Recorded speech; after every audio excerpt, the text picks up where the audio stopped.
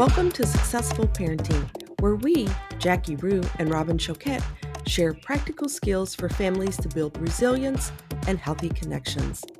As practicing professionals and parents ourselves, we hope this podcast is a resource for parents to grow, reflect, and learn more about themselves and their children.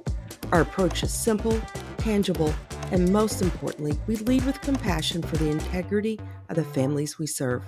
This podcast should not be taken as medical advice and is intended for informational purposes only. We love our work, and we can't wait to watch families gain confidence and open themselves up to new ways of successful parenting. Good morning, Jackie. Good morning, Robin. How are things going for you? They're going good. I cannot believe that holidays are here. Things are going good. How is it in Kansas? It's good. We've had some snow. It's getting cold. It's starting to feel like winter here, but it's not as cold as Chicago. So that makes me happy. Well, we were 70s a couple weeks ago, so don't be too happy. I have been looking forward to this morning for a little bit. I am really excited for our topic, and I'm really grateful that our guest speaker is joining us today. You know, the topic we're going to be talking about today is really focusing on excessive gaming, tech addiction, and there is no better person than Dr. Aaron Weiner to be speaking with us about this topic. It's one that, you know, families are coming to me saying, you know, we don't know how to build back the intimacy in our relationships with our children. They seem to be really glued to their tech.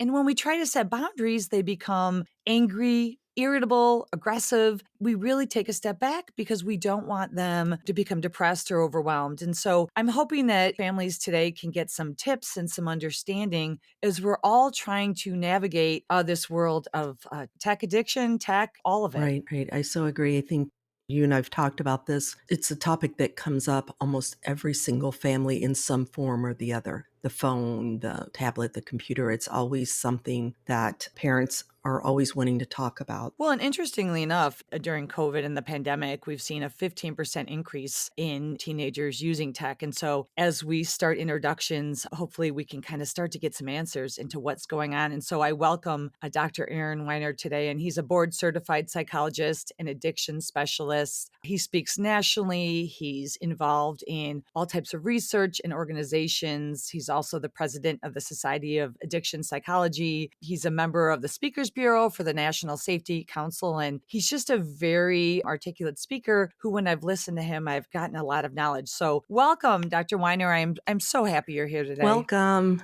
It's my pleasure. Thank you. That was a super kind introduction. I appreciate it. You know, I'm hoping you can help us a little bit with this topic. Oh, yeah, absolutely. And like you said, this is something that's coming up more and more and more in my practice, which is part of why I've recently, in the past 6 months or so, really taken an interest in it as well. It's something a lot of parents are struggling with right now. Right. And they just don't know where to turn and what to do and how to respond to it. How do you set the limits? And they feel almost as though they can't set limits because of how the children react, or just because the kids know the workaround and what to do, and they have to have the tablets or the computers to do homework. And that's all such a natural part of it now. Parents feel like they just don't know where to go and what to do. Yeah. Dr. Weiner, tell us a little bit, what brought you to the field of psychology? You know, what brought you to interest with world of addictions and behavioral health? Yeah, well, so I think I started the way a lot of people who go into behavioral health and the helping profession start, which is that I was always that friend who everyone told their problems to. And I was like, oh, that must mean that I'd be a great therapist. Little did I know that there was a lot more to it than that. But as I got into it, I'm just fascinated by why we feel the way we do, and then how we interact with each other. I thought it was interesting when I was in college that one of my favorite courses was the normal psychology course as opposed to abnormal psychology. But it's just I think the way we work is very interesting. And addiction, as I found over the years, is so applicable to just about everybody, because ultimately what addiction is about, it's about coping. It's about saying, I'm feeling this discomfort. I'm feeling things that I don't want to feel. How do I make myself feel better? And it's really natural. We all have this desire to not be uncomfortable. The problem is that there's these certain avenues that we can go down that seem to work really well at the front end, whether or not it has to do with substances or, in the case of what we're talking about today, more behaviors, where we're using a certain behavior or activity to take ourselves away from our stress. But then it starts to grow out of control because of certain mechanisms that occur within the brain and just with repetitive behaviors. And then something that seemed like it was helping crosses this bridge into something that's hurting us instead. And it's such a common experience that we just have as humans that the shoe fit. And I've been swimming around in that world ever since.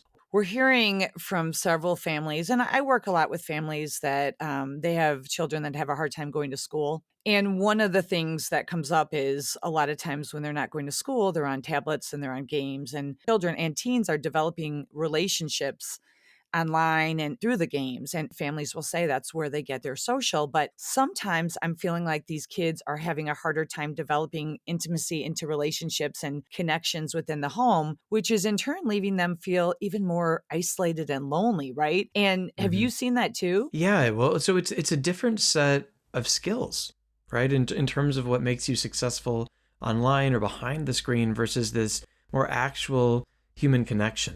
And it's something I think that was very much exacerbated by COVID. We already saw it for a while that the young people have been increasingly more behind screens and inside of devices. This term that we've heard more and more over the past 12 months, this idea of the metaverse, right? Of kind of like this combination between the digital world and the real world, kind of like straight out of like Ready Player One, if you've read that book.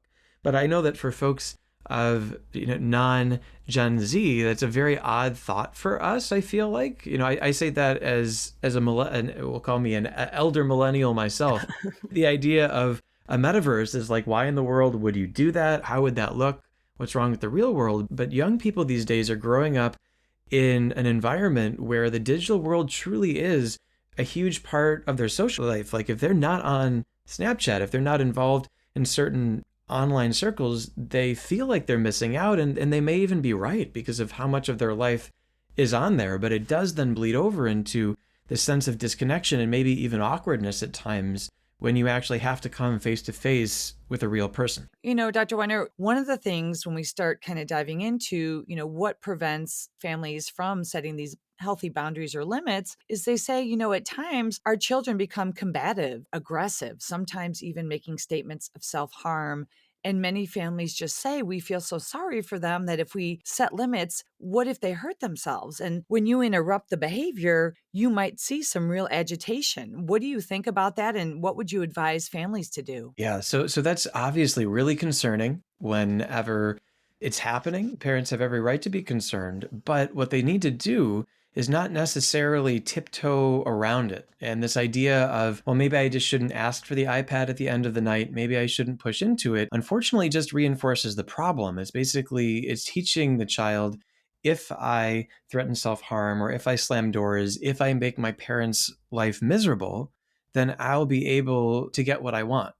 And ultimately, though, the reason why they want it, and I think this part is also really important, is that device, that using the technology or the gaming, social media, whatever it is, it feels really important to them. It's either how they feel like they're gaining social acceptance or escaping from stress. They're dealing with something through the use of that technology. And so the idea that it's going to be taken away or having an adult come in and say, hey, you can't deal with your stress in a way that feels okay anymore. That feels incredibly threatening, which is what's leading to them lashing out. Some of the more extreme cases where parents truly have felt with, like, say, for example, older teenagers that they are physically in danger or the child is causing property damage, you definitely have to get some help in order to deal with that, because you can't feel afraid in your own house. And at the same time, your job as a parent is to keep your child safe. So you've got to be able to accomplish that as well. It's a really challenging situation. It's interesting, Dr. Weiner. As I'm a boomer, so much older, but when you said earlier, you were talking about taking it away and they would feel alone.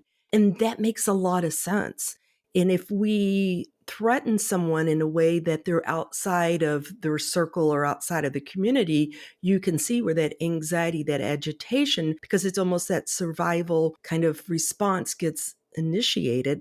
Am I right of kind of what I'm saying there when we think about Yeah. children? Okay, in doing that.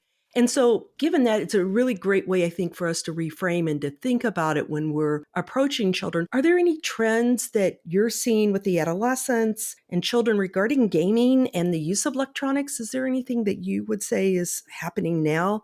Has it changed? And if so, how? Yeah, well, I think you guys alluded to this earlier in the podcast that we have seen this increase in technology use behavior, in gaming behavior. What we're seeing though in general, all across the technology sector, is that these applications and games are being designed in ways such that they're meant to draw you in. You've probably seen at some point the word addictive being used as like an advertising tool. Like, hey, like this game is addictive. That makes it good. Or let's binge watch this show Yeah. on Netflix Yeah. or whatnot. As if these right, like as if these are good things. Like, oh, like this is addictive. Let's do it. It's like, whoa. Wait a second. Like, when did that become a good thing to do? But it's true, whether or not you're talking about loot boxes and in mobile games, which is essentially a form of gambling where to succeed in the game, you have to pay real life money to. It's kind of like opening a pack of trading cards in a way and seeing what you get inside, but it's virtual. Or whether or not you have to invest large amounts of time, or the game rewards you every day for coming back in over and over and over again. Or you have these extra arms of these systems where, say you've got a child who really loves to play Fortnite. Well, it's not just Fortnite that they could sink into. They could watch other people play Fortnite on Twitch. They could join a Discord server, which is a place where they could talk about it. And so they can create this entire ecosystem where they could be entirely immersed in this environment. And so we've got not just the propensity with young people to get very involved, but we have an industry then which is rising up to meet this demand and create more and more content and ways to sink deeper and deeper into it. Well, and I think even for some teens, right, they have the addiction to likes on social media and for affirmation. So it's interesting and hear a lot of teens tell me about that, fear of missing out. It brings me to my next question, and that's, we know that as adults, we model our tech use and we model our gaming use. What recommendations would you have for families around this? Well, the most important thing is that whatever rules are in the house apply to everybody in the house. And that can be really tough when it comes to habits that we might have around our tech. But, if it has to do with, say, for example, that we're not keeping phones in the bedroom. Okay, well, maybe that should actually go for us as adults too, which can be very difficult if you've been, say, using it for a while before you go to bed, or even if you've been using it as an alarm clock. But if you can model for your children the sort of behavior that you want them to emulate, your job becomes a lot easier and you can completely dismiss any criticism of being hypocritical, not following the same standards, because it's true. It's so easy to be at the dinner table and looking at your phone, or not giving your kids attention because there's something that's ding and you're paying attention to that instead. But children, they're always looking at us for cues about how to live, whether or not it's how you treat a romantic partner, or how you cope with stress, how you recreate, how you express and deal with anger. All of these things, they're looking at us and they're watching. And so how we model tech is similarly just as important. Can you give us a little bit of understanding about anger and impulsivity and managing all of those emotions and addiction? How are those connected and linked? Can you kind of help our listeners to better understand that? Yeah, so there's an analogy that I like to use. I've got a cute picture that we can't use because this is a podcast and folks can't see. But it's a picture of a dog driving a Tesla. And I really like this as an analogy for the human brain, because our brain, we've got a very analytical, advanced thinking side, which is, in anatomical terms, neuroanatomical terms, that's our prefrontal cortex. That's the part that separates us from animals, that allows us to think abstractly and moralize and plan tasks, which executive functioning is the broader term for what that prefrontal cortex does. But as advanced as that part of our brain is, it's less powerful than our limbic system, our more primal brain, where a lot of our urges and emotions come from. And what happens when we feel uncomfortable, and this includes emotional discomfort, whether or not it's anger or depression or social anxiety, or whatever it is that that part of our brain, it more than anything else, our limbic system, our animal brain, it does not like to feel pain. It does not like to feel discomfort. And so if we don't have a lot of practice reining that part of our brain in, it's like the dog takes the wheel of the car and says, you know what I'm going to do? I'm going to solve this problem for us as fast as I possibly can. And that's where substances and where tech, social media, gaming, etc., comes in, because it can very quickly help you escape. It can take you away to someplace new where fantasy is reality and effort equals reward, and you get bunches of social affirmation through likes, or you can just swipe up and see a new video that's been algorithmically predicted to be something that you like. Whatever your problem is, you can probably find a solution in the tech world, even if there's a problem that might come along with it. And so that part of our brain that dislikes discomfort loves these quick fix solutions because it takes away that discomfort immediately, even if on the back end, there's a price to pay. I like what you're saying about this, because we are seeing for teenagers, it seems like the tech use is rising, and families will say, schools give them iPads, they need them for schools. One thing I try to focus on with families too is it's not so much about taking it away. It's about looking at how they're functioning overall. How are the connections within the home? How is the child doing with things like going to school, their homework, hygiene? How is their mood? And I think, when we start to look at different warning signs, because families will say, well, how do we know when it's a problem? How do we know when the tech has gone too far? What would you say? How do you start to kind of have conversations with families about how to identify and recognize when there's a problem? So the question of when there's a problem it's subjective, right? Because the word problem is subjective. Like we have some arbitrary boundaries for like how do we define major depressive disorder or generalized anxiety, those sorts of things. But ultimately for the individual, whether or not they think it's a problem in their own life, that's what matters more than any sort of label that we might provide. Where I like to draw the line, particularly around tech and particularly in this age where it has become so baked into so much of what young people do, is looking at it as, is this causing a disruption in the life of the young person? Is this something where it seems like there's a lot of opportunity cost, where instead of doing something in real life or learning a skill or keeping their body healthy or sleeping, which is one of the huge issues, honestly, with screen use, is that young people will use it and stay up very late at night, and then that'll have a ripple effect throughout their day. Is it actually disrupting their life in ways that are noticeable? I'd say that first and foremost. And even if they're having these disruptions, if they're having these consequences, are they continuing to do it? That's when we talk about what's the hallmark of behavior that's a coping behavior that's gone over that line from this is something that you're just using from time to time to have fun or relax, to this has become like a foundational pillar of how you try to manage yourself. There's this question of if it's causing problems and you keep doing it, that means that there's probably an issue. There's an unhealthy attachment to it that we need to pay attention to. It was interesting. You just made me think of something. And I love how you said that, because in one particular case, I remember what had happened is the girl had spent more and more time on her phone in her room, and mom had some stuff going on. So she was pretty preoccupied. Mom was dealing with some of her own stuff. And one thing that we found out is that the girl had started really looking up different things on YouTube that related to depression. And the more she looked up, the more it kind of inundated her feed, or, what she was seeing. And between the isolating and the seeing all the stuff around depression, her depression started to really take a life of its own. And so mom finally came back in, and we talked about really what was needed in the situation was the girl needed more connection with her mom, and the mom needed more understanding of what the girl was kind of being exposed to. And,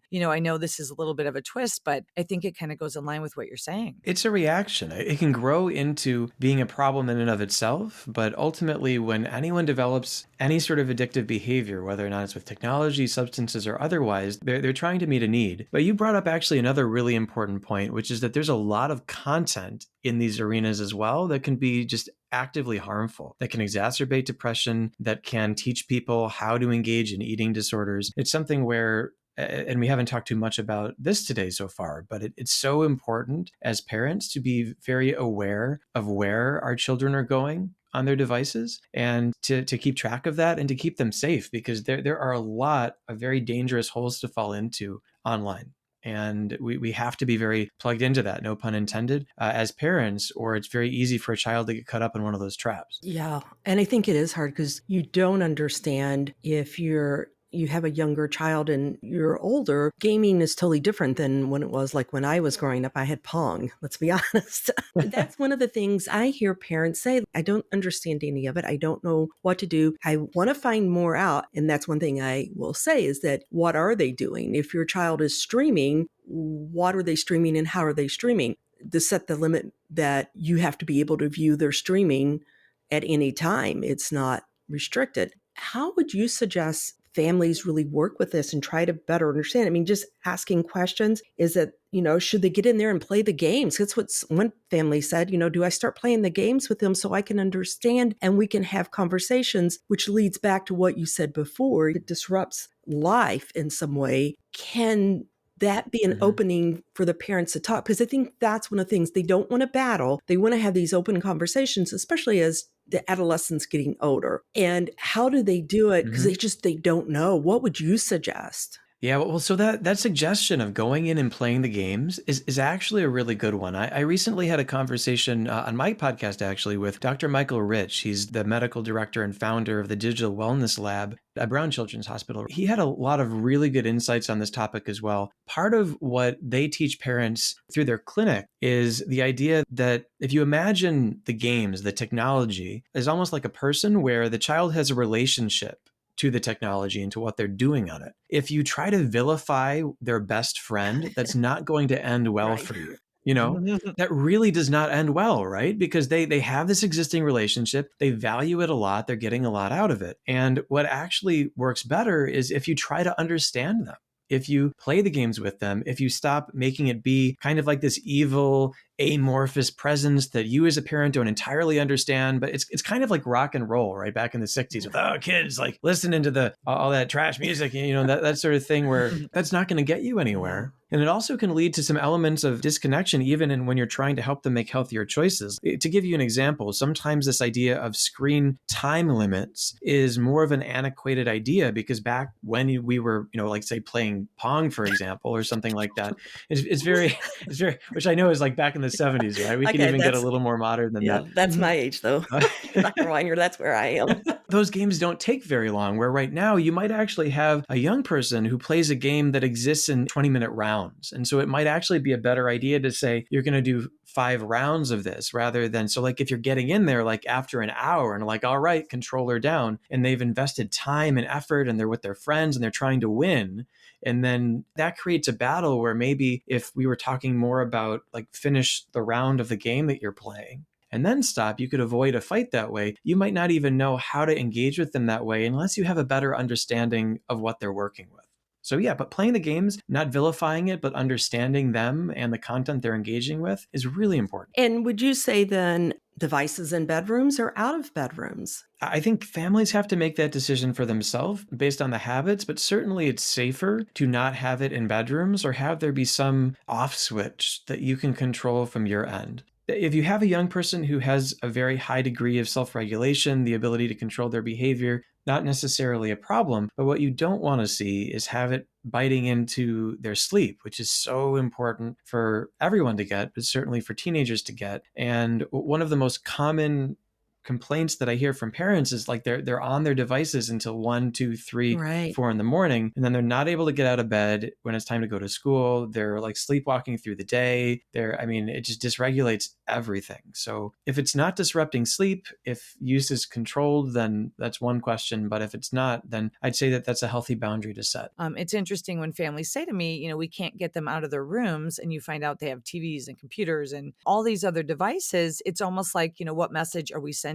our children when we put all that stuff in their room? It is almost like kind of keeping them in there. Mm-hmm. Yeah. And Well, absolutely. And the other thing too that, we talk a lot about social skills, and, I've heard a lot that during the pandemic and now we're noticing a shift in ways kids and teens are responding to each other and just how they, socially interact and empathy and things like that. Do you see a correlation with children that really kind of become addicted to tech and their ability to have empathy and connect to others? So I can say just anecdotally that I do see that. I haven't looked into the research on that, but I'd have a feeling that if we dove into PsycInfo or PubMed, we'd come up with something very similar. But I think it makes sense. The skills that you learn and master and invest in, if you're spending a lot of time behind a screen, are very different than the skills that you have in real life. So I don't know if I fully crossed over into addictive behavior with screens and games when I was in high school, but I definitely was pretty darn close if I wasn't over the edge. And I remember there were some times when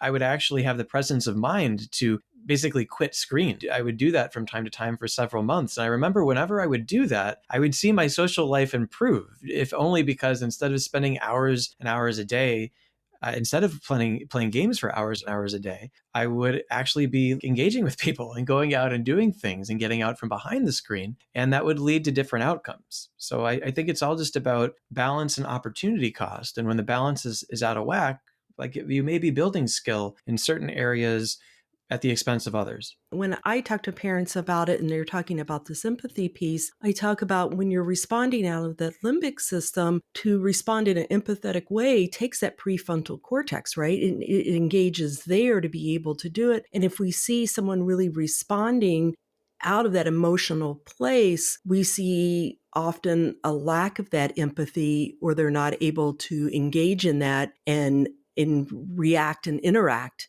in that sort of way. Oh, yeah, well, 100%. Okay. And we see that in brain scans too, is that when the stress system, the emotional system gets activated, and I think even as adults, we can see this happening too, right? If you get incredibly anxious or incredibly angry, we stop being compassionate. We stop seeing the other person's point of view. Our focus narrows, which is meant to keep us safe, right? Because the stress system that comes from looking for physical threats, like way back, like when we have to fight off a lion or something like that. And so if we're trying to keep ourselves alive, like, yeah, you want that lion to be the only thing that you're thinking about. The problem is that when the threat then becomes, like, for, say, the child, the threat becomes my game is being taken away or my phone's being taken away. They stop being able to think spherically, holistically, compassionately, or empathetically. And we've actually got to help them resolve those feelings, ride that out before they can really have that more well-rounded discussion about the situation. Well, and we've talked previously that children and adolescents' diagnoses of ADHD, anxiety can even be more prone to develop a tech addiction. And so it sounds like some of the suggestions we've talked about for families is really having parents really recognize and be aware of their own relationship with tech and how they're modeling, as well as setting healthy boundaries. One thing I often suggest, and I don't know what you think about this, when kids are struggling with that piece and they can become really impulsive and reactive when it's taken away, I advise parents not to just yank the cords out of the wall, but have some kind of expectations set up ahead of time and really teaching children how to set boundaries around tech versus kind of getting in there and power struggling and fighting. And at the end of the day, if they're not able to set those limits, then we have to kind of look at maybe doing something different. And I think so often families just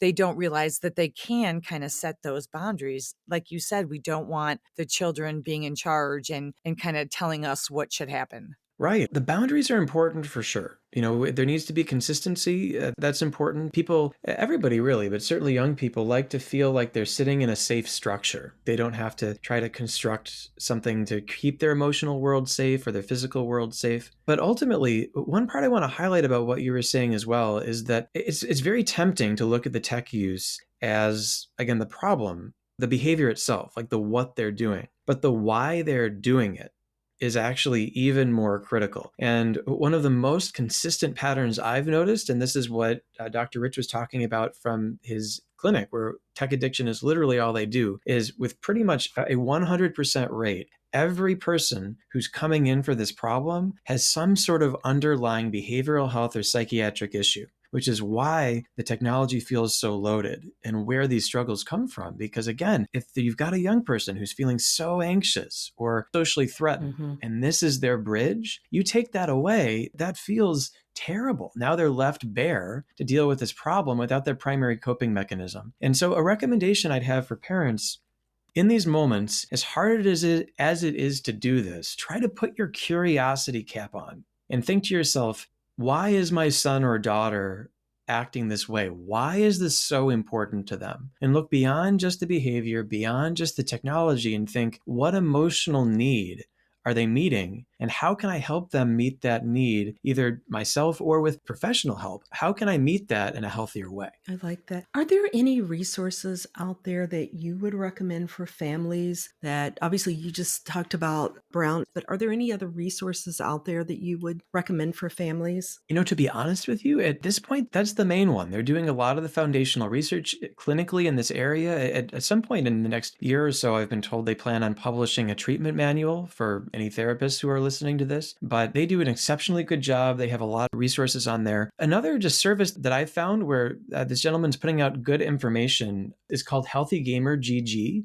He's a YouTuber, actually, but he's also a psychiatrist, a licensed practicing psychiatrist who really speaks the language of young people who are engaged in a lot of tech and gaming, but to talk about legitimate mental health topics. And although, I can't vouch for all of his work, I don't watch him all the time. What I have seen, he does a good job with it. He does streams on Twitch, he does YouTube, but it's all talking about mental health within this more metaverse type tech-infused world. And so that would just be another resource that I'd encourage parents to take a look at, see if there's anything interesting on there. But it's, again, modeled in such a way that it's meant to be appealing to Gen Z and to young people. This is kind of one of the final questions I have. Do you see any link, and this might be a loaded question, so I'm going to warn you in advance. Do you see any link between child and adolescent tech and other addictive behaviors in adulthood, like substance use and things like that? Has there been any kind of tie to the two? I don't know the research on if there's relationships between the behavior. My hunch would be that there is, because it's all coming from the same place of, I feel uncomfortable, I need to meet a need, and I'm going to go towards these solutions that take effect and action very quickly. And so my hunch is that we'd see some overlap. Again, we're starting to see gambling edge its way into mobile gaming as well, and computer gaming as well. So we're already starting to see some of that overlap. But we do know that people who have psychiatric problems, depression, anxiety, et cetera, like that have gotten to a clinical level, that is definitely associated with this type of behavior. Dr. Weiner, I think it's time for us to start wrapping this up. Thank you so much for joining us today. I have 3 questions for you. Are you ready? I will answer these questions 3, yes. Okay, so here we go.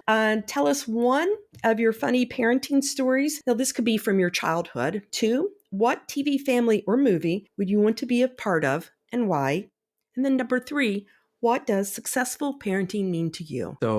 So I do have answers for all 3 of your questions, and I'll try to be succinct about it, though. So in terms of funny parenting moment, I'm actually going to talk about a parenting win here. So this was when my son was younger. I want to say, like, he's about to turn 6. I think he was maybe like 4, 3.5 at the time, something like that. I was at the time really trying to educate myself about parenting because I was very behind in this area. And I was reading about how it's really important to validate emotions. And I had this opportunity to try it. We have an island in our kitchen where we oftentimes eat breakfast. There's 2 kind of like bar stools there. There's one seat where my son would often sit and one where my daughter, who's 2.5 years older, where she would often sit. And this one particular morning, my daughter sat in the opposite chair. She sat in the different chair. And my son comes into the room, and this is a catastrophe.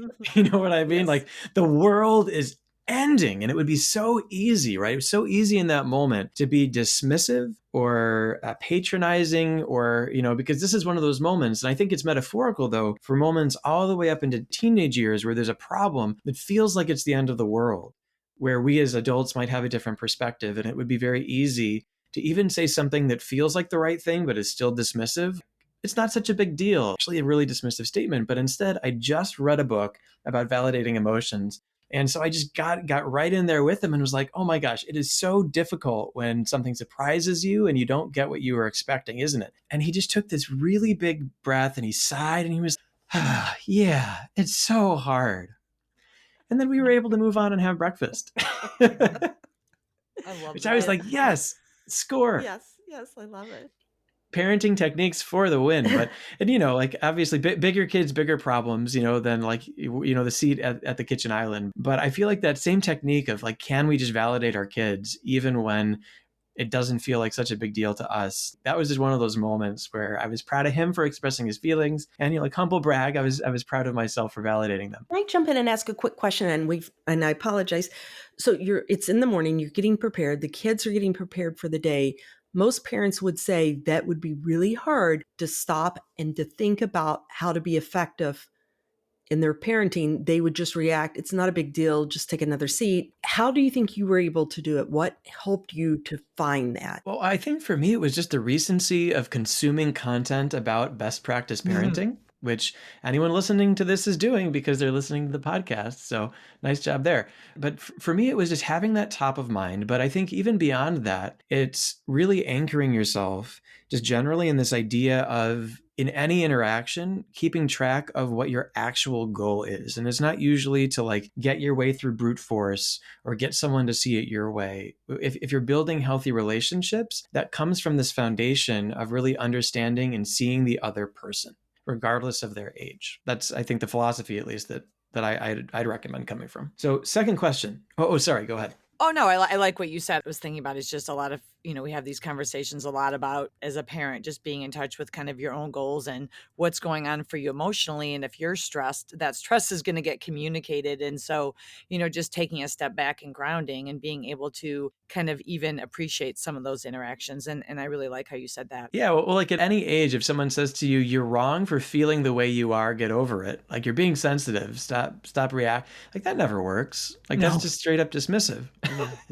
It does not either. And we always joke in the parent groups, do any of you yell or power struggle with your kids and it's effective? And they're like, no, and, we laugh that sometimes we still do those things, even though, we know they're not helpful. And it really is about kind of taking a step back and checking in with yourself. Yeah. I found that also a quick plug for mindfulness meditation. That's been a huge factor in my life over about the last 5 years. And that helps a lot with noticing like that urge to just try to force your way through, but instead recognize that that doesn't actually accomplish your goal and instead choose another path. So shout out for mindfulness.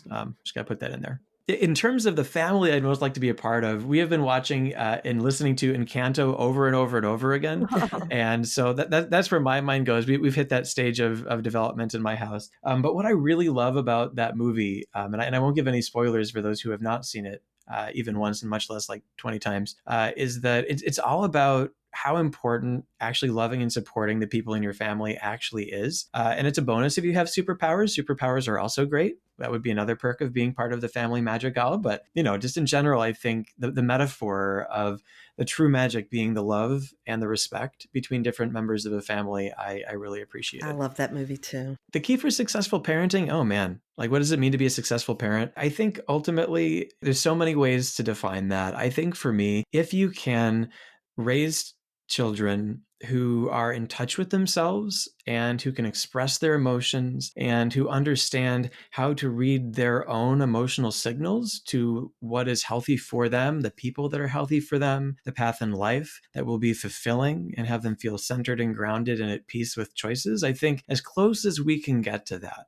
is what it is to be a successful parent. And it's so hard to know exactly how to do that. It's such a messy business. There's no one right way to do it. But if I had to think of like my North Star in terms of what I want to teach my kids, that's what it would be. I love that. I love how you just answered that. And it's been great just interacting with you. And I'm so excited I finally got to sit down with you and have a conversation with you because I've admired your work for so long. And it's been really great. And I just thank you for joining us today. Yes, thank you, Dr. Weiner. This has been great. Oh, that's my pleasure. Really appreciate it. Thank you, listeners. Thank you for having me. Hope that you enjoyed this session and check back for our next Successful Parenting podcast. Thank you, Jackie. Thank you, everyone. Have a great day. Bye. Thank you for joining us, and make sure to subscribe and like us to catch our next episode, where we will take you on a journey to find new ways of successful parenting.